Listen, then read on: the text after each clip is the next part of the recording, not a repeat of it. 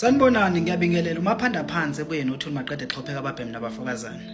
Sila namhlanje sifuna ukukhuluma angiyena ke mina umuntu wamawawu. Kodwa ngizothi ibhadi lifika noma engayinini, kodwa okunye alikhethi ukuthi lifika kuphi, livela ngayiphi indlela. Engizokusho okwehlele lenkonzo angeke ngiyibize kwamanje ngegama. Kube ibhadi lehlela kubona ukuthi kuzovela into efana nale. Akusiyo yona yodwa, kunenge okwenzakalayo einkonzweni ngokuhlukahlukana. Anibawubheka lento yokukhonza nokuya emasontweni kuphi abanye abantu abasayeli ukuyothola ukuphila nenkonzo kunentshumayelo nani. Abanye bathi bafikile befikele kuleso silingo esibaficile njengoba sifice lapha. Kodwa leli bhadi liwela uvela kabi lavela ngenye inkonzo. Naye lo sisi bebengayilindele lento. Bafowethu kunenge okwenzakalayo emasontweni. Nongakubheke even inkonzo zambili kungogudi kunenge okwenzakalayo ukuthi ibhadi alikabafici futhi nalabo.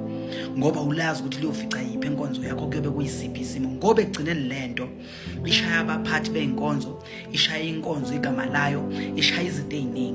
Zinengi izinto ezenzakalayo. Akubani nobani othi mina namhlanje lizongifica ibhadi elifana naleli. Ngoba libaficile kodwa mina ngikuvezela kona. Namanje la kuma comment ami bangakhomenta inqumbi yezinto ezenzeke einkonzweni.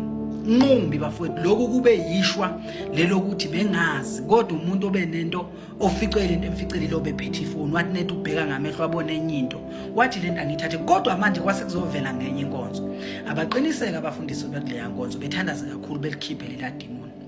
Akushiki ukuthi ngoba kwenzeke le nto bonke abantu bangcolile. Wena uyazazi ngaphakathi ukuthi wangena kanjani kuleya nkonzo, iba nalolu uthando wangena ngayo, futhi uyazazi ukuthi uze ngoNkulunkulu. Nangabe kuleya nkonzo yiza ngoNkulunkulu wakho wangena ngayo. Lento isiqalo nesiphetho anizazi izinto ezenzeka ngaphansi kwamabhasi nasemateksi nekiwe einkonzweni. Njengamanje kukhonza abantu esikhathini samanje sekukhonza abantu abangayile ngokwaNkulunkulu abathi hayi siyena, nanokuthi lokuthanda labantu abasha baphethe ubusha einkonzweni. Nobani noma eyishumayela ngobusha nokubukwa nanokufuna ukuthi mina ngubani, omunye uphuma phambili noma becula uyeza ukuthi lekhwaya nje lento iveza ukuthi uNkulunkulu yabale kwathi ngenzuzo zokugcina khona okuyokwenzeka. Yiwo ke lokufana nalokho. Le nkonzo ihloniphekile ngiyayazi mina. Inesithunzi kodwa le nto ehlele kuyona abafundisi nabathandazi namavangeli bakhona nabo bonke abakhuleke. Le nto le yehlele bona.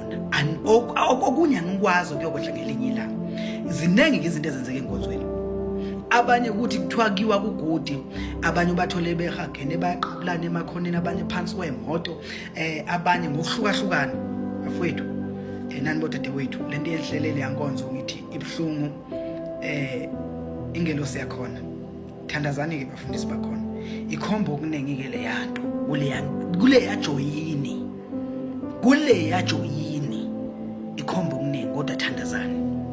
Ikhona impi enibhekene nayo, thandazani.